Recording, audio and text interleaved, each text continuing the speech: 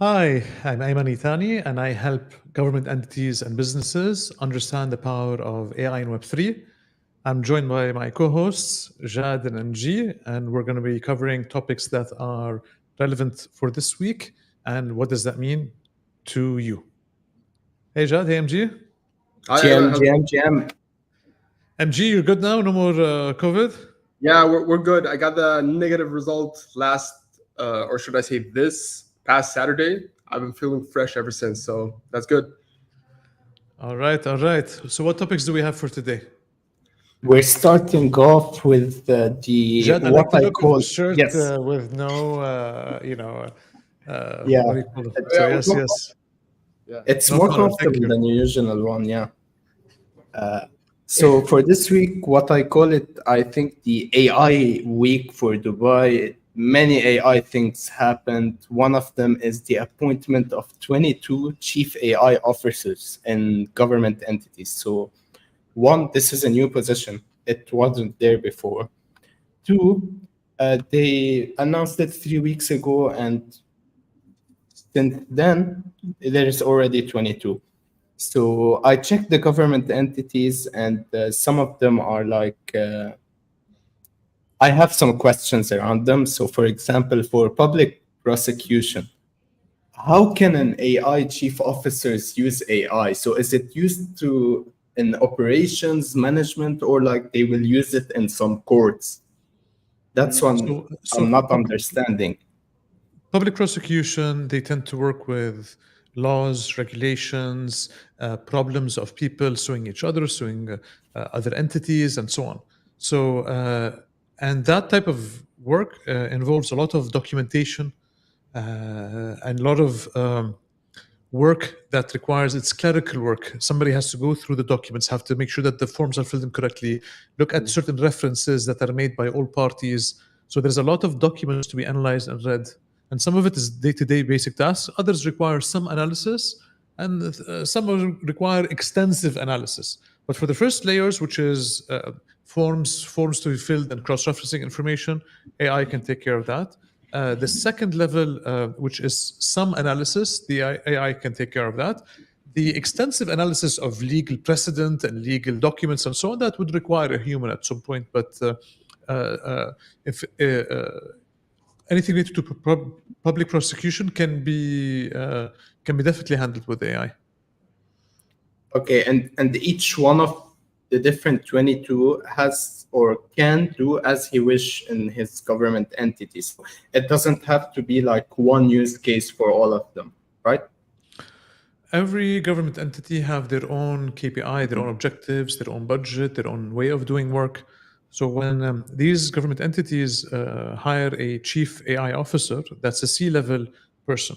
A C-level person is on the same tier of a chief operating officer, chief executive officer, a chief technology officer. So they're on a C-level, one of the highest levels in the government entity to make decisions. They'd have a dedicated team working for them. They'd have their own budget. They'd have their own annual KPIs. So hiring a chief AI officer for a government entity means that that government entity is committed to finding the use cases within the organization that AI can help play a role and improve efficiency, speed, less work on existing people, more productivity from existing team members. So his or her role would be to identify those use cases and run with projects that help implement them and upskill all of the different employees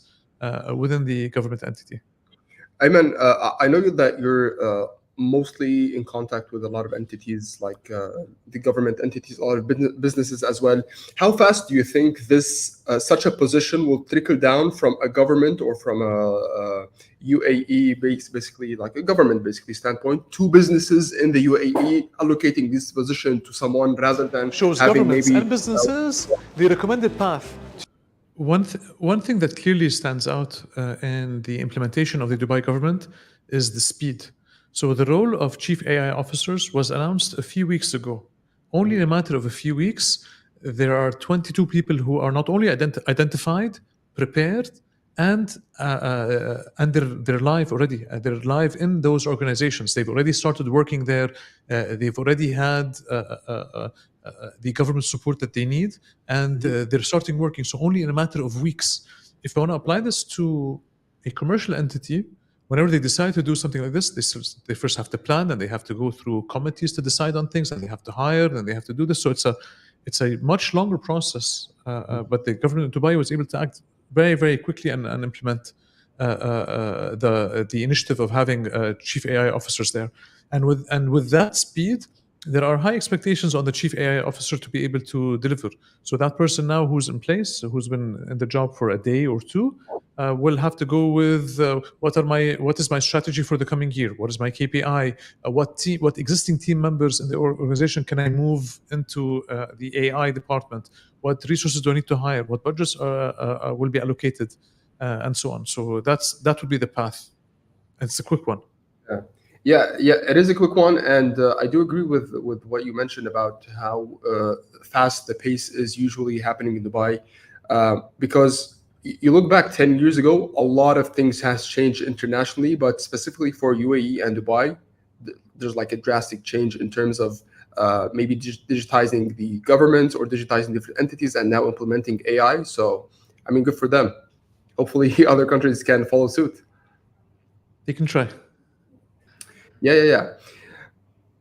Yeah, 100%. I don't know if you guys noticed what Apple announced a few days ago, excuse me, but it has the hint of AI. Maybe here and there they mentioned AI, but they had their own Apple way of announcing it. So they called it Apple Intelligence, still AI, but now A stands for Apple. So basically, they announced a set of new features for the iPad. So basically, just take a step back. This is WWDC, where they don't announce the new iPhones, but it's a developers conference where they announce new software, new APIs, and so on for developers. And they announced Apple Intelligence with its integration into the Apple ecosystem. So, for example, they launched a new Siri, which is now has a new look. It has a new icon, and now your screen glows when you talk to Siri. How about that? Amen. You can talk to Siri. It can connect to ChatGPT. So they went even a step further. We were speculating a few weeks ago whether the deal would finalize with ChatGPT and Apple. Now it has been official that ChatGPT is integrated within the iPhone. It's integrated within Siri. It's also integrated within writing tools. It can help you write a few stuff whenever you need assistance writing. They also announced some image generation capabilities. I'm pretty sure taking from the not APIs, but from the integration of DALI, the image generation tool from OpenAI. So now you can generate emojis. If you don't have an emoji that you like, you can create one. You can prompt it to create your specific emoji or create maybe photos of somewhere in your album. Also AI editing, transcribed calls. But one thing that stood out to me is the iPad calculator app. Is that for the longest time, Apple has not launched an app, a calculator app for the iPad, and the reason was we didn't want it to be basic. We wanted it to be something special. And to be honest, I believe that they delivered, because one feature that they did with the iPad is that you have inside the app, the calculator app, it's called Apple Math. You use the pencil, you can write with your handwriting specific equations, and it solves them on the spot. It gives you the result in your handwriting. It can understand variables. It can change dynamically and automatically. It was pretty impressive, to be honest. One of the most out there keynotes from Apple's WWDC. So what do you guys think about that? What are your thoughts, MG? What did you like other than the calculator? Let's Yeah. talk about the Apple Intelligence. What stood out for you? I mean, Siri, to be honest, we mentioned previously that I don't use Siri that much, but now Siri is integrated more with the iPhone. You can prompt it to do certain actions in the iPhone. So, for example, one demo that they mentioned in the keynote is that they told Siri to fetch a photo of a license, extract the license ID, and fill it in a web form. This is Siri making our lives easier with integration of AI. So it went into your photos, it fetched out a photo, and now you're good to go.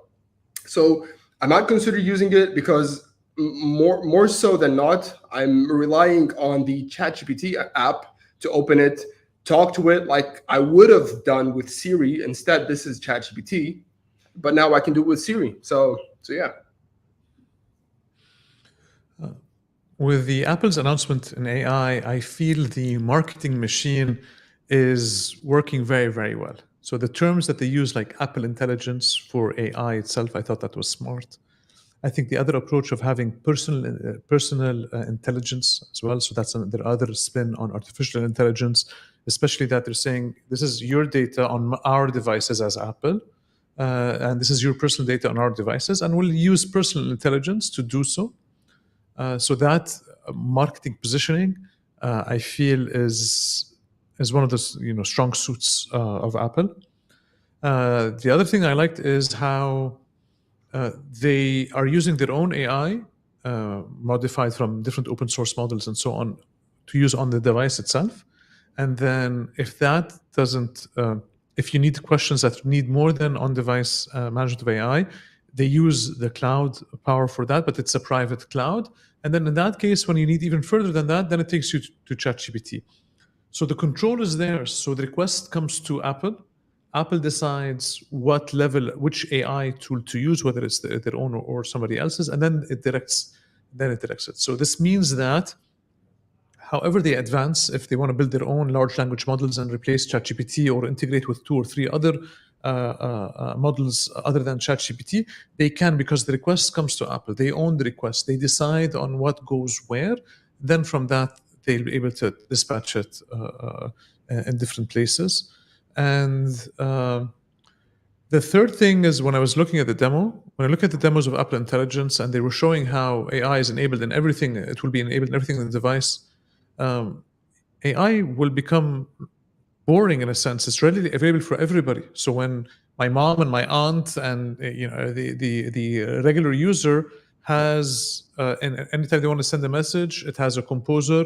Anytime they want to do something with images to find things, AI is going to be there for this. It's summarized notifications and so on. So that becomes the bare minimum that everybody expects. Yeah. And it becomes a day-to-day aspect. And that adds a lot of pressure on other AI vendors, saying that, if Apple does it simply and very effectively, what are you going to do for me that's better? Yeah. Ayman, I saw one article that says Apple's AI, basically Apple Intelligence, is boring, and this is why it works. Because Apple has been famous for being late to the party and just having their own way of integrating these features that just make sense to the user from a user's experience or user's perspective. And I saw like a day after the announcement, or maybe it was yesterday, an interview between MKBHD and Tim Cook, where Tim Cook said, we've always had AI in everything that we do, like the Apple Watch and a lot of the detection metrics in the iPhone. But now what has caught the people's attention is generative AI, and this is what they added to the iPhone. And I think this is something good for users, because now we're used to these tools like ChatGPT, DALL-E, and so on. Now you have them directly integrated in your phone, making productivity even more efficient. And as you said, we're going to get more used to them, and we're going to demand even more features from these companies. Jad? I'm thinking that I watched the keynote. I like the features. I think one of the best is the image, because there's always something wrong with the background of an image. So that's good. But I was a bit disappointed that it won't run on anything other than 15 Pro or 15 Pro Max. I was really excited to test it. I have the 14 Pro Max, which I won't be able to test it. Subtle flex. But Yep. You know why? Yeah, definitely. Of course, it has the emotion. But Yeah. well, there are 2 reasons for this. One is financial, obviously, right? So it pushes you to upgrade. So your upgrade that you're going to wait for, you no longer wait. Let's say if your own personal cycle is 2 years to upgrade your phone, you're going to upgrade your phone earlier. So that's exactly. one incentive to do so. The second part is to have efficient use of AI. You need a proper NPU, a proper type of processor that can handle AI requests.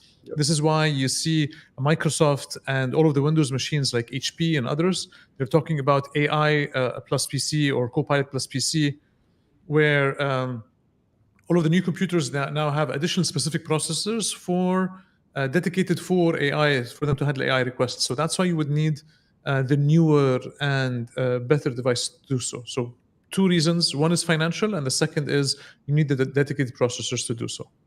Yeah, yeah. Exactly, and that's exactly what I said. I said I can't wait until the 16 gets released till I get it. So yeah.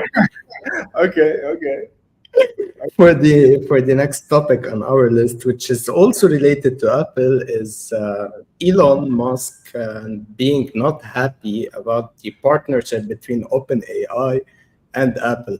Now he claims because this is because of data privacy, security reasons, and so on. And he even threatened to ban any Apple device in his companies, like XAI, X.com, everywhere.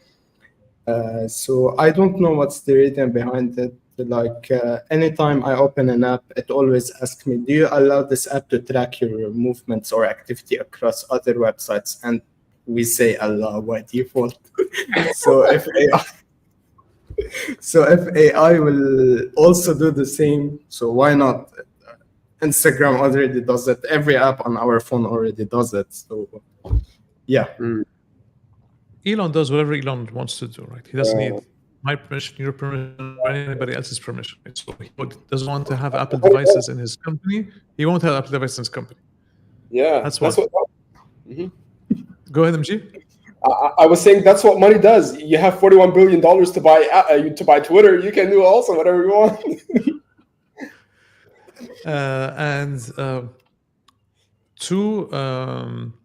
The information that his companies have with Tesla and SpaceX and others are it's very valuable information. And if he doesn't trust the devices with those information, they're going to be sharing them with other language models, especially the ones that he was a former part of, like OpenAI, and he doesn't like them, and he has lawsuits between them. He doesn't want that information to be there.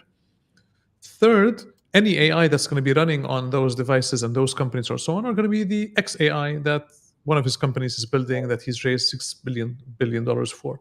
So he has the autonomy and the money and the resources and the data to create his own empire, which he already has between SpaceX and Tesla and X and the Boring Company and. Yeah. I mean, on that note, someone tweeted him, mentioned him on Twitter. He said we should start working on a Grok phone powered by Grok AI. And Elon says, kind of, if push comes to shove, he'll make it. So yeah, he's already moving our whole lives on X, financial, NFTs, everything. So yeah, why not the phone too? I love that mentality. If push comes to shove, we'll do it. I'm able to do it. I will do it. It gave me I'm moving humanity to Mars. I can't put a phone in their hand. Yeah, it gave me the same vibe as when he did a poll, should I step down as the CEO of X? They voted yes, he stepped down. So maybe he'll do the phone too now. Man of the people, Elon, man of the people. Yep. Yeah, so we're gonna move on to something else. TikTok now has image search in its TikTok shop. So I didn't even know TikTok has a shop, maybe because it wasn't available where I am. But now it's basically coming after Google with the launch of this new feature. So it's only available for people in the US and Southeast Asia. So what happens is it's very similar to Google Lens. However, it is within TikTok. So you open the TikTok shop. Now you have the camera icon. You press on the camera icon. Let's say you're out and about, as one would, like maybe in a restaurant. Okay, you like a certain plate setup. You take a picture of the plate, and then it can show you similar products on the TikTok shop. Now this basically strategy is TikTok's attempt into cutting into Google's search dominance, and so is Instagram, because for the last few years, I don't know about you guys, but I've been heading towards these apps like TikTok and Instagram, for search related stuff, maybe for recommendations, for reviews, for I find myself like searching restaurants on TikTok, having real reviews from people, maybe reviews about shoes, reviews about certain clothing. So it is actually working. You have users generating these content, and it's even more credible than a standard article by someone written like 9 years ago. Although it's the same concept, but I mean, to me, this relates more to. I mean, I feel this is more grounded, and TikTok is leaning on this aspect of Google search, and because they have a vision of e-commerce, they already have 15 million people using their TikTok shop, and they want to get more eyes on it. So, I mean, some moves by TikTok. How does it work, MG? What's the flow? So basically, you open the TikTok app, you head to TikTok shop, and now instead of just typing in a product, you have an option to take a picture of something around you, and similar to Google Lens, you can search this image in the TikTok shop, and it will pull up results of items similar to your image. So this is basically the gist of the feature. So it's commerce driven.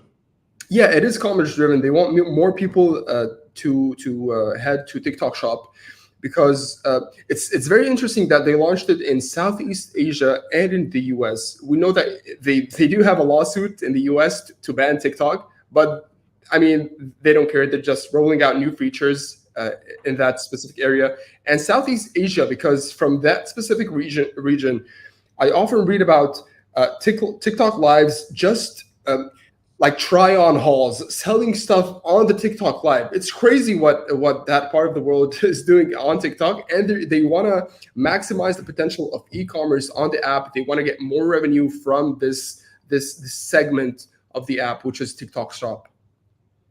By the way, MG, on that note, they're also reducing the requirements. So I saw this a week ago. Before you needed like 10K followers minimum to set up a TikTok shop. Now it's 1K only, and on TikTok, I think this is doable. Yeah, so it's way easier now for businesses to set up a TikTok shop. Yeah, with the algorithm and the reach of TikTok, anyone can basically open up their own shop. They're making it accessible. I'm not sure if they have any requirements for maybe a business name or registration or anything. But they're making it more accessible for users to have a shop. They want a cut of the revenue. We know that they already get some cut of the revenue from TikTok lives, like the gifts. So that's also one other vertical. Yep. What other topics do we have? That's it for today. All right, we went through the topics quite quickly. Good job. They're nice topics. Excuse me. Of course, it's you, MG. Of course, it has So, to. this is what I get for connecting WhatsApp to my laptop. Yes, and ignoring the checklist that we have to turn the stuff off before. But okay. Oh yeah. Okay. So speaking of Siri and Apple, I've been trying. Again, it's a test. It's a test in the morning. So I've been trying in the morning not to use my phone as the first thing I do. Usually, like everybody else, I look at my phone, and then I start my day 20-25 minutes in responding to emails and messages and catching up on things. So I'm trying to break that habit. But when I wake up, I want to know what time it is. I want to know if I'm late for my first meeting. I want to know if I have any missed calls that are urgent, and so on. So I had that conflict there. Mm-hmm. So I thought, let me get a device like a HomePod or an Amazon Alexa or something like that in order to ask it. And because of Apple's demo and Apple Intelligence, I thought, you know what, let me give it another try. So I got the HomePod Mini, and I've tried it out. It was just for a night or two. Yeah. Siri is still unuseful at all. So I bought it for the Siri 2 that's going to come out eventually with intelligence. For now, it's still horribly unuseful.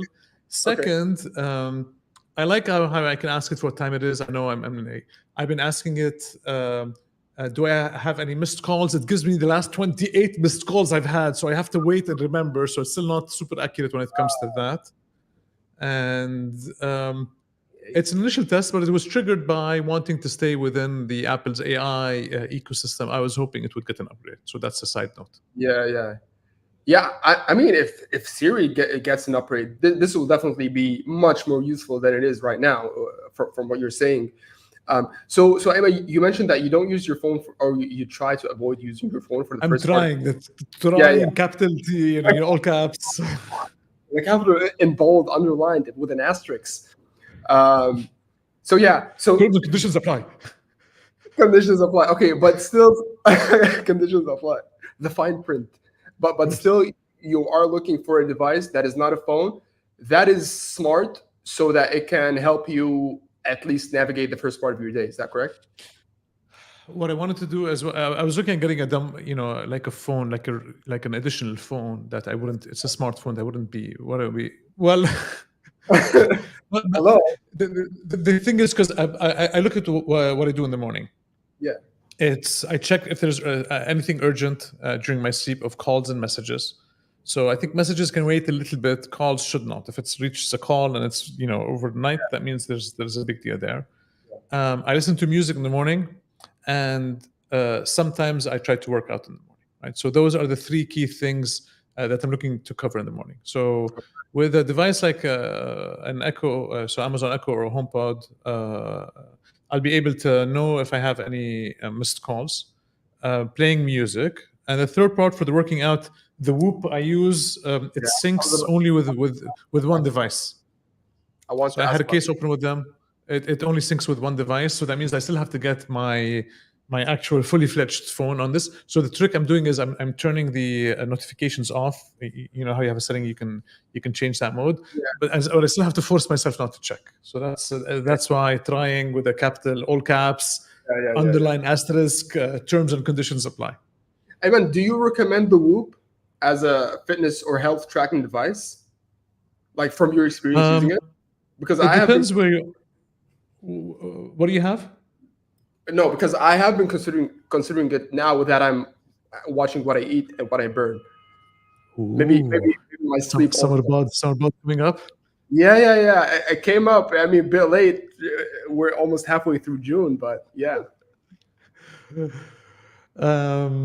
It depends where you are in your health journey, in your fitness journey specifically. So I've had a Fitbit and I've had a Whoop and a few other devices. So I've noticed that as I've been more regular with my exercise and I'm doing more, I felt the Whoop, when it processes strain, it focuses on strain, not as much as steps and heart rate. So I felt that helps me where I am now. Early on, when I was just starting to get into the habit, trying to get more steps in, trying to be more active, I felt the Fitbit was useful for me. But either way, MG, I strongly feel the whole difference is software. I can easily see Fitbit. I can definitely go back to my Fitbit if they change how their application works, or they add a tab that has the strain bit where it measures your strain.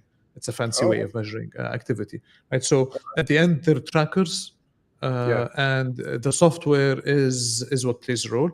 One thing also the Whoop has been pointing out to me, certain days where my stress levels are high, and I usually don't sense it. It says me, "Oh, you've had 2 hours and 50 minutes of stress that came outside of physical activity." It's like, wow. And then okay, fine. The business.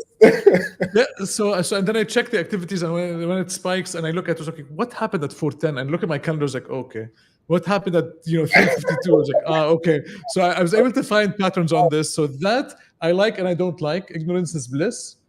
But yeah. Awesome insights, Ayman. Thanks for that. So if I answered your question. Yeah, you did. Okay, so good luck with your summer bod on this. So that's it from the topics of AI and Web3 and the personal health and fitness of MG. Thank you for joining us today. We will see you again every Thursday at 5 p.m. Dubai time. Thank you.